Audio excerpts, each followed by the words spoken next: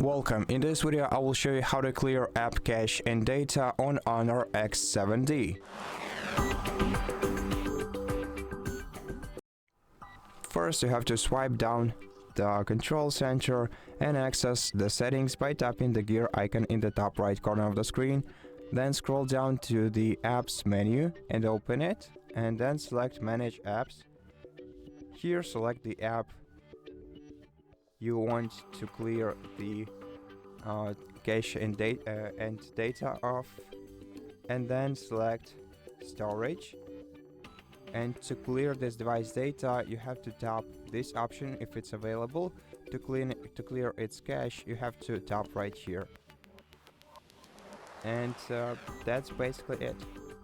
Thank you for watching this video. If you liked it, please consider subscribing to our channel, leave us a like and a comment below, and I'll see you in the next one.